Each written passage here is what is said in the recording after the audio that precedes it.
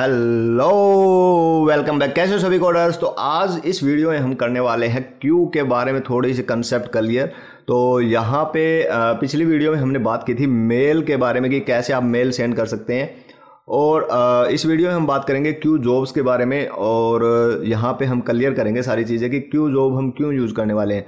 तो अगर Q job को सिंपली मैं कहूँ कि अगर मान लो आपको कोई काम करना है और वो काफ़ी लंबा टाइम उस पर स्पेंड करना है आपको, तो आप क्या करेंगे, किसी दूसरे बंदे को उस काम पे लगा देंगे। तो वहाँ पे वो बंदा आपका काम करेगा, आप साइमल्टेनियसली कुछ और काम कर सकते हैं। मतलब लगातार आप उसके साथ बंदे को काम देके आप अपना काम भी करते रहेंगे, बंदा आपका काम करता रहेगा। तो ये सिंपल सा क्यू वाला सिस्टम है। दूसरी तरीके से भी इसको समझाते हैं कई बार कि जैसे मान लो क्यू क्या है, एक first in first out system है, FIFO। अगर आप थोड़े से कंसेप्ट इसके देखने चाहेंगे FIFO तो आपको पूरा क्लियर हो जाएगा।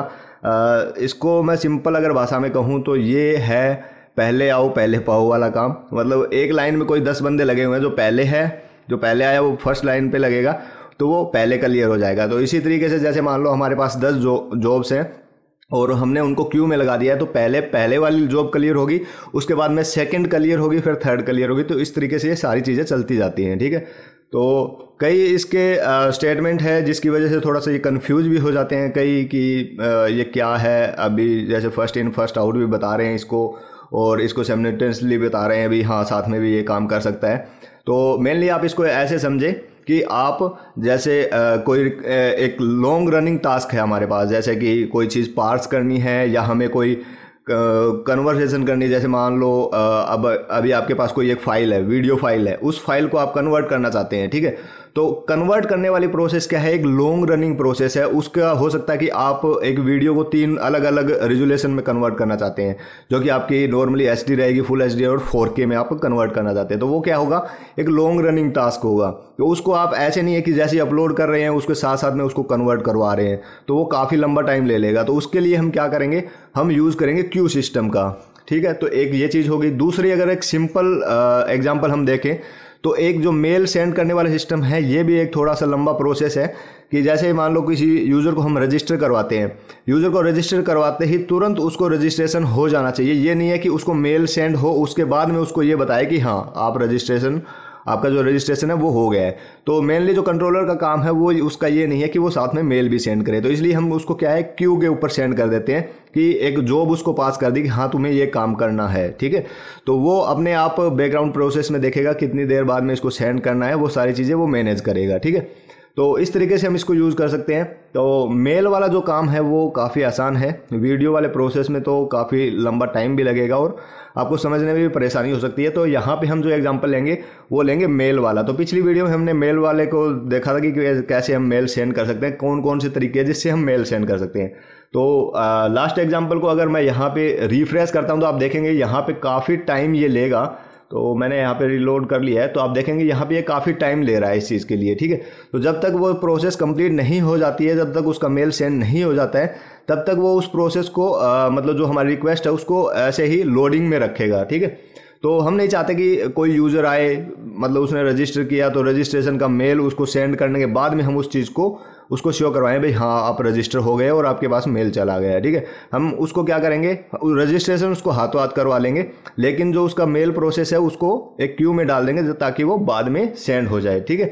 उसी एग्जाम्पल को आप थोड़ा सा माइंड में रख के इस चीज़ को समझेंगे तो आसानी से समझ आ जाएगी, ठीक है। तो यहाँ पर हमारे पास एक एग्जाम्पल हम लेंगे अभी। तो हमारे पास ये जो अभी हमने रिफ्रेश किया था उसका एक मेल यहाँ पे हमें मिला है। तो मैं इसको यहाँ से क्लियर कर देता हूँ।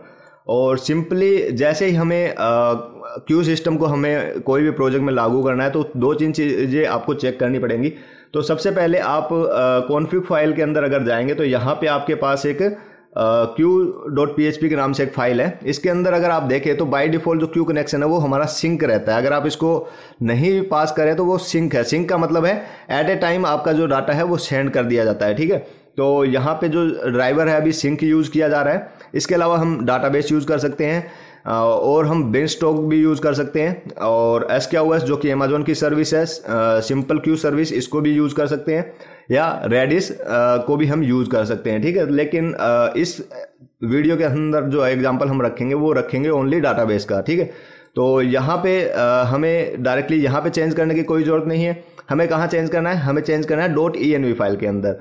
.env फाइल के अंदर आपको यहाँ पे क्यू कनेक्शन का यहाँ पे आपको एक env एनवायरनमेंट मिलेगा वेरिएबल, इसको आपको यहाँ पे चेंज करना है। तो डायरेक्टली हम यहाँ पे पास कर देंगे डाटाबेस, ठीक है। तो यहाँ पे जो सिलेक्शन है हमारा ऑटोमेटिक सिंक से हटकर डायरेक्टली हमारा डाटाबेस हो जाएगा, ठीक है। तो सबसे पहला जो काम करना है आपको यही करना है, ठीक है। इसके बाद में हमें क्या करना है, हमें कुछ एक जो टेबल्स है वो चाहिए होगी, जो कि एक जॉब टेबल रहेगी। अगर आप इसका एग्जांपल नीचे की तरफ थोड़ा सा ले जाकर देखेंगे तो यहाँ पे एक फील्ड के लिए सेक्शन दिया गया है, और जो डाटाबेस के अंदर अगर आप देखेंगे तो यहाँ पे जॉब्स के नाम से एक टेबल हमारी क्रिएट होनी चाहिए हमारे डाटाबेस के अंदर। लेकिन अभी हाल फिलहाल हमारे पास जॉब्स की कोई टेबल नहीं है, तो इसको हमें पहले क्या है टेबल को जनरेट करना होगा और उसके बाद में इसको माइग्रेट करना होगा, ठीक है। अगर आप टेबल का नाम कुछ और रखना चाहते हैं तो यहाँ से चेंज कर सकते हैं, वो आप पे डिपेंड है। या आप अपने हिसाब से कोई खुद का कोई सिस्टम रखना चाहते हैं, जैसे कि यहाँ पे मैं कह दूँ इसको कि MySQL, और यहाँ पे मैं कस्टम यूज कर लेता हूँ, कस्टम क्यू, ठीक है। तो इसके अंदर आप सारे चेंजेस कर सकते हैं। यहाँ पे मैं आपको सजेस्ट नहीं करूँगा कि डायरेक्टली आप इसको चेंज करें। यहाँ पे एक अलग से आपका एक आप एरे बना करके उसमें ये सारी चीज़ें आप चेंज कर सकते हैं, जितने भी रिट्राई आफ्टर या जो भी आपको चेंजेस करने हैं वो इस पर्टिकुलर के अंदर आप चेंज कर सकते हैं, ठीक है। तो बेसिकली इसके अंदर चेंज करने का कोई फ़ायदा नहीं रहेगा, क्योंकि हो सकता है बाद में आप डायरेक्टली इसको चेंज करना चाहें तो फिर आपको दिक्कत होगी, ठीक है। तो मैं डायरेक्टली यहाँ पे यूज़ कर रहा हूँ जो डाटाबेस, और यहाँ पे हमने इसको चेंज कर लिया है। और जो सेकंड हमारा काम है अभी टेबल जनरेट करना। तो बाय डिफ़ॉल्ट हमारे पास, जैसे कि मैंने आपको पहले भी दिखाया, यहाँ पे ओनली हमारे पास फील्ड जॉब के नाम से टेबल है, जो कि लारावेल 8 के अंदर और 7 के अंदर आपको बाय डिफ़ॉल्ट मिलेगी। जैसे आप फर्स्ट माइग्रेशन रन करते हैं और माइग्रेट करते हैं तो यहाँ पर आपको जो फील्ड जॉब वाली की जो टेबल है वो ऑटोमेटिक मिल जाएगी। तो यहाँ पर हम क्या करेंगे, हमें अभी जनरेट करनी है जॉब्स वाली टेबल। तो यहाँ पर हम डायरेक्टली लिखेंगे PHP आर्टिसन क्यू, अगर -h यहाँ पे मैं पास करता हूँ, सॉरी क्यू मैंने शायद गलत लिख दिया है, तो यहाँ पे हाँ ठीक है। तो यहाँ पे हमारे पास है टेबल, ठीक है। तो एक हमारे पास यहाँ पे टेबल नाम से यहाँ पे एक कमांड अवेलेबल है जो कि डायरेक्टली हमारी जनरेट करती है टेबल को, ठीक है। और इसके अलावा फेल टेबल भी आप यहाँ पे देख सकते हैं। अगर आपके पास जनरेट नहीं है तो आप फेल टेबल भी लिख कर आप इसको जनरेट कर सकते हैं। फॉरगॉट, लिसन और इस तरह के कई कमांड्स अवेलेबल हैं, रीट्राई वगैरह, लेकिन इनमें से ज़्यादातर हम यूज़ करेंगे only table. Only first time के लिए हमें टेबल यूज़ करनी है, बाद में हमें यूज़ करना है क्यू वर्क का, ठीक है। तो ये 2 कमांड आपको ध्यान में रखनी है, बाकी आपको ज़्यादा सोचने की ज़रूरत नहीं है। जब तक आप प्योरली एडवांस आपको इन चीज़ों की ज़रूरत ना हो तब तक आपको इन चीज़ों को देखने की भी ज़रूरत नहीं है। मेनली आपको इन दोनों पे ही काम करना है, टेबल एंड वर्क पे, ठीक है। तो यहाँ पे मैं इस कमांड को रन करूँगा PHP आर्टिसन क्यू, और यहाँ पे मैं कोलन टेबल यहाँ पे लिख के -h पास करूँगा। तो यहाँ पे दिखाएगा कि create a migration for the Q job database table, ठीक है। तो ये हमारी जो कमांड है वो क्या करेगी, एक माइग्रेशन जनरेट करेगी जिसको हम बाद में माइग्रेट कर लेंगे, ठीक है। तो यहाँ पे डायरेक्टली मैं इसको रन करता हूँ तो आप देखेंगे यहाँ पे माइग्रेशन क्रिएटेड सक्सेसफुली, और यहाँ पे जैसे ही मैं इस डाटाबेस फोल्डर के अंदर माइग्रेशन सेक्शन जो फोल्डर है इसके अंदर जाऊंगा तो यहाँ पे जॉब्स के नाम से एक टेबल हमारी बन गई है, ठीक है। तो अगर आपने यहाँ से कुछ चेंज कर दिया है तो यहाँ पे डायरेक्टली अगर यहाँ पे चेंजेस नहीं मिलते हैं तो आपको चेंज करना है, ये बात आपको ध्यान रखनी है। अगर आप डायरेक्टली यही चीज़ यूज़ करना चाहते हैं तो वो आपकी मर्जी है, ठीक है। तो यहाँ पे जॉब्स के नाम से एक हमारी टेबल क्रिएट होगी जब भी हम PHP आर्टिसन माइग्रेट करेंगे, और यहाँ पे कुछ एक डाटा यहाँ पे अवेलेबल हो जाएगा, जैसे कि जो भी कॉलम्स हमारे रहेंगे, जैसे कि ID, क्यू हमारा रहेगा, जो पेलोड है, पेलोड यानी कोई हमारा जो डाटा है वो यहाँ पे रहेगा, अटैम्प्ट्स कितने अटैम्प्ट कर लिए हैं उसने, कि कितनी बार उसने रिट्राई कर ली है, और रिजर्व्ड एट और available at and created at. Created at यानी कब क्रिएट हुआ है, अवेलेबल एट मतलब कब वो रन होना चाहिए, ठीक है। तो यहाँ पर ये दोनों थोड़े से आपको डिफरेंस मिलेंगे। जितना आप गैप यहाँ पे पास करेंगे मिनट होवर्स का तो वो डायरेक्टली यहाँ पे आपको अवेलेबल होगा एज ए टाइम स्टैम्प, ठीक है। तो यहाँ पे मैं इसको थोड़ा सा छोटा कर लेता हूँ, और अभी जो नेक्स्ट हमारा काम है वो रहेगा PHP आर्टिसन माइग्रेट करना। तो यहाँ पे डायरेक्टली अगर माइग्रेट से पहले देखेंगे तो आपके पास यहाँ पे जॉब टेबल अवेलेबल नहीं होगी, तो डायरेक्टली आपको माइग्रेट करना है। जैसे ही माइग्रेट करेंगे आपके पास जॉब्स टेबल यहाँ पे अवेलेबल हो जाएंगी, और वो सारा जो डाटा है हमारा यहाँ पे जो कॉलम्स है वो यहाँ पे बन के तैयार हो जाएंगे। और इसके बाद जो नेक्स्ट काम है हमारा वो है एक जॉब क्रिएट करना, ठीक है। तो जॉब क्रिएट करने के लिए हमें क्या करना है, हमें डायरेक्टली एक कमांड का यूज़ करना है जिससे कि हम कोई भी जॉब क्रिएट कर सकते हैं। ठीक है, अगर आप डायरेक्टली बिना किसी जॉब के इसको रन करना चाहते हैं तो उसको भी डायरेक्टली रन कर सकते हैं। आप डिस्पैच जो मेथड है उसको यूज़ कर सकते हैं। तो इसका पहले हम सिंपल एग्जांपल देखते हैं कि कैसे उसको हम डायरेक्टली डिस्पैच कर सकते हैं। तो यहाँ पे हमारे पास इसको हम क्लोज कर देते हैं एंड यहाँ पे हमने चेंजेस कर लिए हैं, हमने टेबल बना ली है और उसको माइग्रेट कर लिया है। ठीक है, तो जो नेक्स्ट हमारा काम है, हमें ये मेल सेंड करनी है विद क्यू के साथ में। तो यहाँ पे मैं करूँगा डिस्पैच। ठीक है, डिस्पैच हमारे पास यहाँ पे कॉल बैक फंक्शन लेगा। ठीक है, तो यहाँ पे कॉल बैक फंक्शन हम यहाँ से पास कर देते हैं कि कॉल बैक के अंदर हम ये चीज़ रन करना चाहते हैं। और यहाँ पे मैं एक डिले पास कर दूंगा जो कि अभी नाउ अगर मैं रखूँ तो एट ए टाइम जैसे ही मैं इसको रन करूँगा तो ये रन हो जाएगा। ठीक है, इसके अलावा इसके अंदर हम कुछ मिनट्स या सेकेंड्स भी ऐड कर सकते हैं, जैसे कि ऐड सेकेंड्स। ऐड सेकेंड्स अगर आप ऐड करते हैं तो यहाँ पे आपको वैल्यू पास करनी होगी कि आप कितनी सेकेंड्स इसके अंदर ऐड करना चाहते हैं, जैसे कि 10 या बाय डिफ़ॉल्ट जो वैल्यू है इसकी 1 है। तो अगर आप नहीं भी पास करते हैं तो बाय डिफ़ॉल्ट 1 रहती है, लेकिन अगर आप 1 रखना चाहते हैं तो ओनली ऐड सेकेंड भी यूज कर सकते हैं। ठीक है, दोनों सेम से मेथड है। अगर आप वैल्यू नहीं पास करते हैं तो आप डायरेक्टली ऐड सेकेंड यूज़ कर सकते हैं। अगर आप ऐड सेकेंड्स यूज़ कर रहे हैं तो आपको यहाँ पे वैल्यू पास करनी है जितने भी आप सेकेंड ऐड करना चाहते हैं उसमें। ठीक है, तो यहाँ पे मैं ओनली 5 सेकेंड ऐड करूँगा यहाँ से। ठीक है, तो यहाँ पे हमने एक कॉल बैक फंक्शन के अंदर इसको डिस्पैच कर लिया है और उसको डिले कह दिया कि इतनी देर बाद में ये इतनी देर बाद में ये रन होना चाहिए। ठीक है, तो ये काम हो गया है। यहाँ पे पहले मैं इसको क्लियर कर लेता हूँ और यहाँ पे हमें एक कमांड रन करनी पड़ेगी, PHP artisan q:work। ठीक है, इसको हम रन करेंगे। अब आप देखेंगे यहाँ पे ये कंप्लीट नहीं हुआ है, यहाँ पे अभी भी ये रन हो रहा है। तो ये चेक करता रहेगा कि कौन सी जो जॉब है वो अभी डिस्पैच हुई है, उसको प्रोसेस करेगा और उसको प्रोसीड करेगा। अगर वो फेल होती है तो फेल टेबल के अंदर चली जाएगी, अगर वो सक्सेस होती है तो यहाँ पे बता देगा कि वो प्रोसीड हो गई है, जो आपका काम है वो हो गया है। ठीक है, तो यहाँ पे मैं इसको सेव करूँगा एंड यहाँ से एक बार मैं इसको रिफ्रेश करूँगा। आप देखेंगे इंस्टेंटली ये चीज़ जो है यहाँ पे रिफ्रेश हो गई है। ठीक है, तो अगर मैं इस जॉब्स टेबल के अंदर जाके यहाँ देखूँ तो एक जॉब हमारे पास यहाँ पे है और अगर इस टर्मिनल को अगर हम चेक करेंगे तो आप देखेंगे कि यहाँ पे एक प्रोसेसिंग यहाँ पे चल रही है। ठीक है, एक प्रोसेसिंग चली है इतने टाइम के ऊपर और इतने टाइम के अंदर वो कंप्लीट हो चुकी है। ठीक है, तो यहाँ पे अगर आप देखेंगे, अगर मैं इसको रिफ्रेश करूँ तो यहाँ पे 1 अटैम्प्ट के अंदर ही वो कंप्लीट हो चुकी है। ठीक है, जैसे वो कंप्लीट हो गई हमारी डाटाबेस टेबल के अंदर से वो रो डिलीट हो जाएगी और जो हमारा जो काम है वो यहाँ पे आप देखेंगे यहाँ पे ये सेंड हो गया है हमारा मेल।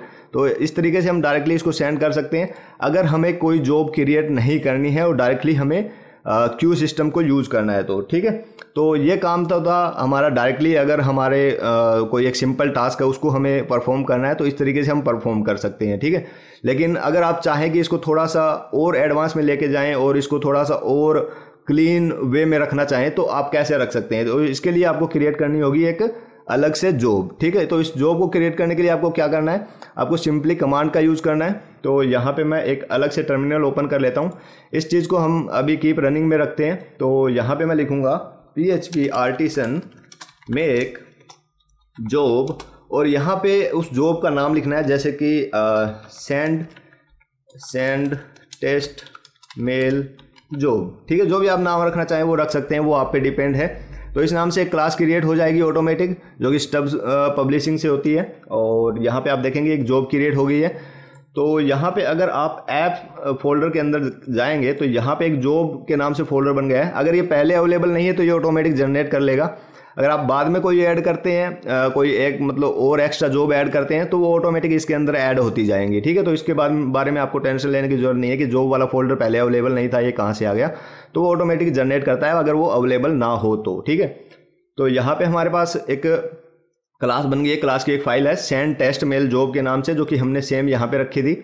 और यहाँ पे इसको ओपन करते हैं तो आप देखेंगे कि ये इम्प्लीमेंट कर रहा है शुड क्यू इंटरफेस को, तो जो कि डायरेक्टली यहाँ पे आप यहाँ पे देख सकते हैं शुड क्यू।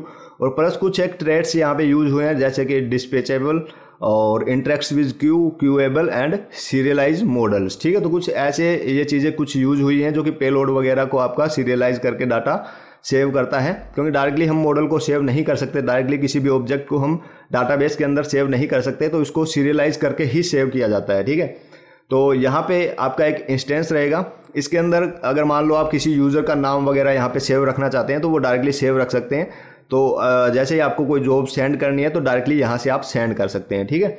और यहाँ पे हैंडल मेथड के अंदर आपको वो जॉब एग्जीक्यूट करनी है जो भी आप रखना चाहें, जैसे कि आप मेल सेंड करना चाहते हैं या आप किसी वीडियो को प्रोसेस करना चाहते हैं या कोई फाइल है जो कि लॉन्ग रनिंग टास्क है, जैसे CSV पार्सिंग करनी हो, तो उस टाइप की जो चीज़ें हैं वो आप इस हैंडल मेथड के अंदर रख सकते हैं। यहाँ पे आपका जो डाटा है, जैसे मान लो यहाँ से आपको डाटा कुछ पास करना है इसके अंदर, जैसे यूज़र कोई पास करना हो या कुछ ऐसी चीज़ें करनी हो, तो डायरेक्टली आप यहाँ से सेंड कर सकते हैं, जो आपका यहाँ पे इस कंस्ट्रक्ट के अंदर आ जाएगा और उसके बाद में इसको डायरेक्टली आप यहाँ पे यूज़ कर सकते हैं, ठीक है। तो अभी हम क्या करेंगे, इसी सिंपल प्रोसेस को जो हमने यहाँ पे डिस्पैच किया था, इसको यहाँ से मैं कट कर लूँगा, मेरे ख्याल से यहाँ तक होना चाहिए, ठीक है। तो यहाँ से इसको कट कर लेते हैं, ओके, यहाँ से इसको पूरा कट कर लेते हैं यहाँ से एंड, और यहाँ से इसको मैं एक बार डिलीट कमेंट कर देता हूँ, फिर आपको इसके बारे में बताएंगे दोबारा, ठीक है। तो यहाँ पे इस पेंसिल को हटा देते हैं और यहाँ पे हम क्या करेंगे, इस हैंडल के अंदर वो जो हमारी जॉब है उसको यहाँ पे हम रख देंगे और इसको यहाँ पे इंपोर्ट कर लेंगे, ठीक है। तो यहाँ पे इंपोर्ट क्लास, तो यहाँ पे इंपोर्ट हो गया हमारा। अगर आप में आपके जो सिस्टम में डायरेक्टली इंपोर्ट नहीं हो रहा था, आप इसको लिख सकते हैं। तो हमने इसको इंपोर्ट कर लिया है, इसके ऊपर हम मेल सेंड कर रहे हैं और ये वाला जो डाटा है इसको हम सेंड करेंगे, तो इसको भी हमें इंपोर्ट करना होगा, इंपोर्ट क्लास। और यहाँ पे जो हमारी मेलेबल क्लास है वो यहाँ पे डायरेक्टली इंपोर्ट हो जाएगी और डायरेक्टली इसको हम यूज़ कर सकते हैं। तो ये दोनों चीज़ें आपको इंपोर्ट करनी पड़ेगी। इसके बाद में हमें क्या करना है, अगर हम सेम ये वाला स्ट्रक्चर यूज़ करना चाहें तो ये वाला स्ट्रक्चर भी यूज़ कर सकते हैं, या डायरेक्टली इस जॉब के साथ में इसको हम डिस्पैच करना चाहें तो वो भी हम कर सकते हैं, ठीक है। तो दोनों तरीक़ों से हम एक बार समझते हैं। तो यहाँ पे मैं लिखूँगा डिस्पैच और यहाँ पे मैं लिखूँगा न्यू, यहाँ पे मैं लिखूँगा सेंड टेस्ट मेल जॉब, ठीक है। डायरेक्टली यहाँ पे हमने इसको लिखा है और यहाँ पे हम डिले पास करेंगे, डिले, और मैं इसमें लिखूँगा नाउ और यहाँ पे हम पास कर देंगे ऐड सेकेंड और इसमें 5 सेकेंड हम ऐड कर देते हैं एक बार के लिए, ठीक है। तो यहाँ पे हमने सेम वही चीज़ फॉलो की है। यहाँ पे कॉल बैक की जगह हमने क्या पास किया है, यहाँ पे ऑब्जेक्ट पास किया है डायरेक्टली, जो कि सेंड टेस्ट मेल जॉब का एक ऑब्जेक्ट है। तो डायरेक्टली हमने एक ऑब्जेक्ट पास किया है, पहले हमने पास किया था एक क्लोजर फंक्शन, ठीक है। और उसके बाद में डिले की स्पेलिंग हमने यहाँ पे गलत कर दी है और उसके बाद में हमने उसको बता दिया है कि इसको 5 सेकंड बाद में आपको रन करना है। जैसे ही ये वाली चीज़ यहाँ पे चलती है तो डायरेक्टली इसको डिस्पैच करेगा, ये डाटाबेस के अंदर सेव हो जाएगा और 5 सेकंड बाद में जो हमारा क्यू वर्कर है वो डायरेक्टली इसको फैच करेगा कि हाँ ये इस टाइम अवेलेबल होना था, वो अवेलेबल होगा और इसको रन करेगा, जो भी इस पर्टिकुलर हैंडल मेथड के अंदर हमारे पास अवेलेबल है। तो हैंडल मेथड के अंदर हमारे पास क्या अवेलेबल है, हमें एक मेल सेंड करना है इस पर्टिकुलर मेल ईमेल आईडी पे, और ये वाला हमारा जो है मार्कडाउन वाला सेक्शन यहाँ पे रहेगा, ठीक है। तो अभी हमें क्या करना है, डायरेक्टली एक बार इसके अंदर जाएंगे और रिफ्रेश करेंगे तो सेम वही प्रोसेस हुई है बिल्कुल। आप यहाँ पे देखेंगे तो यहाँ पर अभी तक हमारे पास मेल अवेलेबल नहीं हुआ है। अगर मैं इसको यहाँ पे रिफ्रेश करूँगा तो यहाँ पे आप देखेंगे कि यहाँ पे डाटा हमारे पास अवेलेबल हो रहा है, यहाँ पे पेलोड अवेलेबल हो रहा है, जो हमारा क्यू है वो अवेलेबल हो रहा है, यहाँ पे1 अटेम्प्ट हुआ और यहाँ पे आप देखेंगे कि अवेलेबल 8 कब होगा। यहाँ पे आप देखेंगे इन दोनों के बीच में 5 सेकंड का ही गैप है, यहाँ पे 13 है और यहाँ पे 18 है, ठीक है। तो ये ऑटोमेटिक अवेलेबल हो जाएगा हमारा 5 सेकंड बाद में। और यहाँ पे आप देखेंगे कि वो प्रोसेस हुआ है, और प्रोसेस क्या हुआ है, ऐप जॉब्स का सेंड टेस्ट मेल जॉब जो हमने क्लास क्रिएट की थी वो यहाँ पे प्रोसेसिंग हुई है और टोटल 5 सेकंड बाद में वो यहाँ पे सक्सेसफुली प्रोसीड हो गई है, ठीक है। तो यहाँ पे अगर हम अभी जो हमारा मैसेज वाला सिस्टम है वो देखें तो यहाँ पे आप देखेंगे हमारे पास यहाँ पे एक और नई मेल आ गई है, ठीक है। तो इस तरीके से हम क्या कर सकते हैं, हम डायरेक्टली इसको यहाँ पे यूज़ कर सकते हैं, ठीक है। तो एक तो ये तरीका है जिससे आप डायरेक्टली इसको यूज़ कर सकते हैं, या आप इसको डायरेक्टली यूज़ कर सकते हैं जैसे कि यहाँ पे send test mail job : dispatch, और यहाँ पे सेम डिले आप पास कर सकते हैं, ठीक है। तो डिले के अंदर सेम वही 5 सेकेंड मैं यहाँ पे ऐड कर देता हूँ और यहाँ पे मैं इसको एंड करूँगा यहाँ से। तो डायरेक्टली आप इसको ऐसे भी यूज़ कर सकते हैं, अगर आप क्लोजर यूज़ करना चाहते हैं तो ऐसे यूज़ कर सकते हैं, जॉब अगर आप यूज़ करना चाहते हैं तो ऐसे कर सकते हैं, या फिर ऐसे यूज़ कर सकते हैं। वो आप पे डिपेंड है कि कौन सा मेथड आप यूज़ करना चाहते हैं, जो आपको अच्छा लगे, जो आपके लिए कन्वीनियंट हो वो आप यूज़ कर सकते हैं, ठीक है। तो यहाँ पे हमने सेम वही डिस्पैच किया है, 5 सेकंड हम यहाँ पे ले रहे हैं और सेम मैं इसको एक बार रिफ्रेश करूँगा, देखेंगे आप इंस्टेंट यहाँ पे रिफ्रेश हो गया है और यहाँ पे हमारे पास मेल अवेलेबल नहीं हुआ है। अगर हम इसको देखेंगे तो यहाँ पे अभी ये प्रोसेसिंग शुरू हुई है और जितना भी टाइम उस जॉब को कंप्लीट होने में लेगा तब उसके बाद में वो प्रोसेस ये दिखाएगा कि वो प्रोसीड हो गया है। ठीक है, तो वो मतलब जो प्रोसेस है वो कंप्लीट हो गई है, मतलब यहाँ पे जितना भी टाइम लगे वो उसके बीच का गैप का टाइम हमें बता देगा कि वो इतने पे शुरू हुई थी, इतने पे एंड हुई है। ठीक है, और उसके बाद में अगर हम जो चीज़ जो हमारे मेल सेंड हुई है, जो भी हमारा काम हुआ है उसको चेक करना चाहें तो हम चेक कर सकते हैं। ठीक है, तो जैसे कि आप यहाँ पे देखेंगे तो हमारा वो सेम मेल यहाँ पे हमें मिल गया है। ठीक है, जो नेक्स्ट हमारी जो चीज़ है अभी, जैसे कि मैंने आपको कहा था कि हम डाटा भी सेंड कर सकते हैं, तो मैं सिंपली इसको यहाँ से रिमूव कर देता हूँ और मैं यहाँ पे एक यूज़र यहाँ पे निकाल लेता हूँ कि user is equal to user : find और फेल मेथड मैं यहाँ पे यूज़ करूँगा और मैं यहाँ पे एक यूज़र निकाल लेता हूँ। तो यूज़र सेक्शन के अंदर अगर हम जाएँ तो मैंने यहाँ पे कुछ यूज़र रखे हुए हैं, तो करीबन मेरे ख्याल से 1000 यूज़र है जो पिछली वीडियो में हमने शायद बनाए थे। तो यहाँ पे आप देखेंगे कि यहाँ पे 2 नंबर आईडी को मैं यहाँ पे फाइंड कर लूँगा, जिसका यूज़र जो ईमेल है वो ये वाला है। तो यहाँ पे हम क्या करेंगे, 2 नंबर वाली जो आईडी है उसको हम यहाँ पे फाइंड कर लेते हैं। अभी इस पर्टिकुलर यूज़र को मैं पास करना चाहता हूँ यहाँ पे। ठीक है, तो हम क्या कर सकते हैं, डायरेक्टली यहाँ पे हम यूज़ करेंगे, मैं इसमें लिखूँगा पब्लिक यूज़र मॉडल। ठीक है, तो यूज़र को यहाँ से इंपोर्ट कर लेंगे हम। ओके, यहाँ पे 7.3 मैं 7.4 पे कन्वर्ट कर लेता हूँ, इसको सेव करते हैं एंड यहाँ पे इंपोर्ट क्लास कर लेता हूँ मैं। अगर आप छोटा वर्जन यूज़ कर रहे हैं तो आपको टाइप हिंटिंग लेने की ज़रूरत नहीं है, तो आप डायरेक्टली इसमें पास कर सकते हैं कि आप 7.3 यूज़ कर रहे हैं या 8 अगर यूज़ कर रहे हैं या 7.4 भी यूज़ कर रहे हैं तो आप टाइप हिंटिंग कर सकते हैं आसानी से। ठीक है, तो अगर आपका वर्जन छोटा है या आपके सर्वर पे वर्जन छोटा है तो आप इस चीज़ को यूज़ ना करें। तो यहाँ पे मैं डायरेक्टली लिख लेता हूँ यूज़र। ठीक है, और यहाँ पे मैं क्या करूँगा, यहाँ पे भी टाइप हिंट करूँगा, मैं यहाँ पे लिखूँगा यूज़र एंड यहाँ पे दिस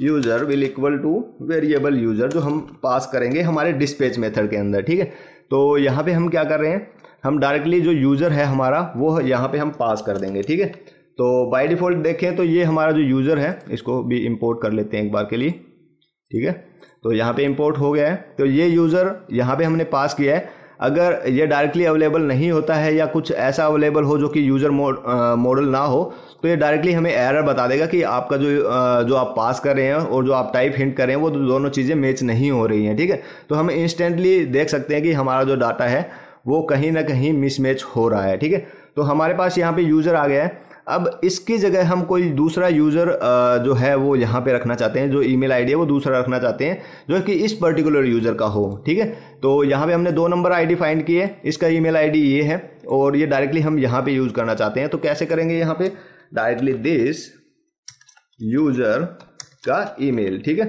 तो हमने ये चीज़ यहाँ पे रखी है। तो कई बार हो सकता है कि आपको इस चीज़ की प्रॉब्लम हो कि आपको वो डाटा ना मिले, कि अगर मैं यहाँ पे एक बार रिफ्रेश करूँ तो हो सकता है कि वो चीज़ मेरी डायरेक्टली अवेलेबल ना हो। तो यहाँ पे हमने इसको सेंड तो कर दिया है। यहाँ पे जॉब हम देखें तो जॉब भी हमारे पास अवेलेबल है और यहाँ पे शायद प्रोसेस भी हो जानी चाहिए, प्रोसेस हो गई है।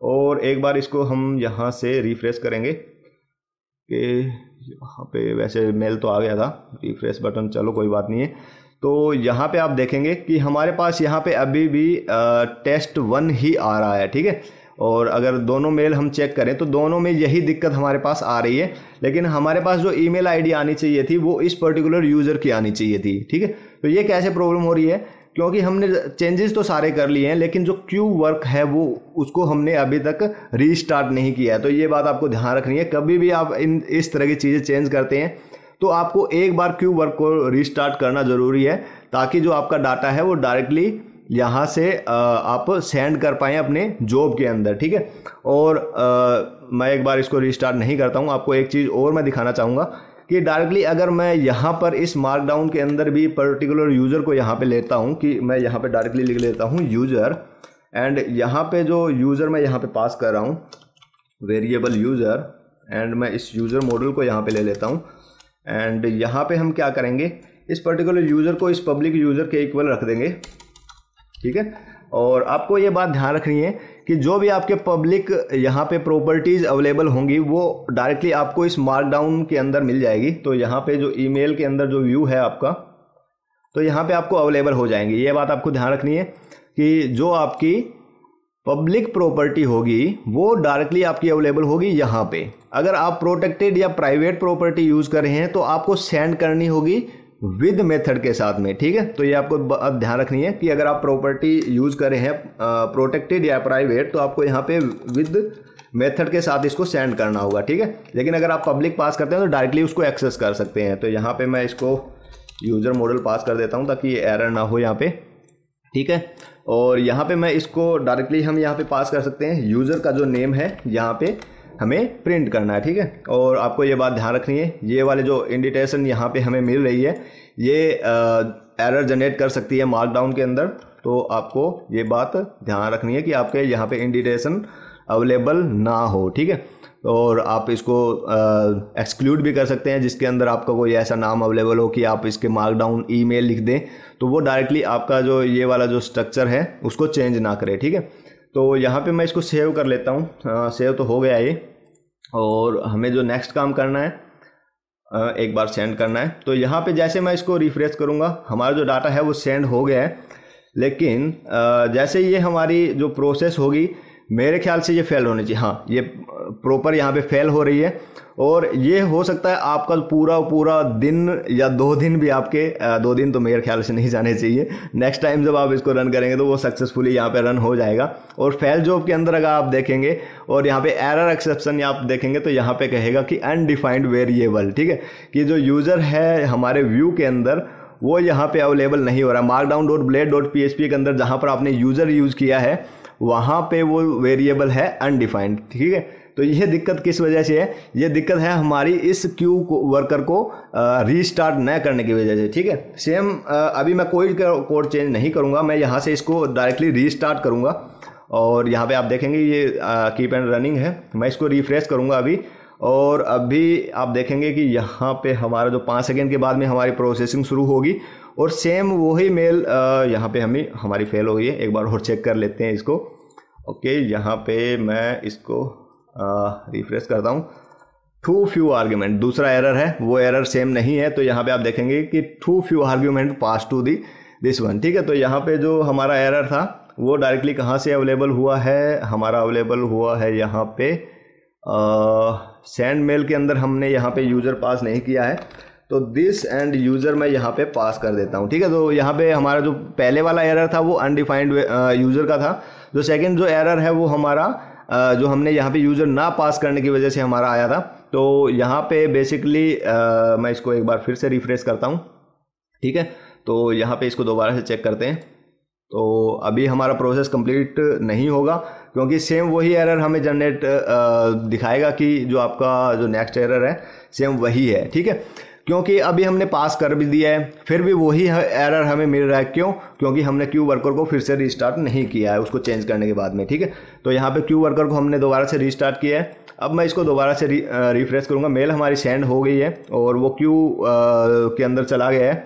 अब ये प्रोसेसिंग होगा और यहाँ पे जो भी हमारा रिजल्ट होगा वो हमें यहाँ पे दिखा देगा। तो जैसे इसका टाइम ले रहा है तो वो सक्सेस हो जाना चाहिए। तो यहाँ पे ये कंप्लीट हो गया है। और अगर अब इसको हम यहाँ पे देखें तो आप देखेंगे कि हमारा जो ईमेल है वो भी यहाँ पे वही आ रहा है जो हमने यहाँ से यूज़र का सेंड किया था, ठीक है।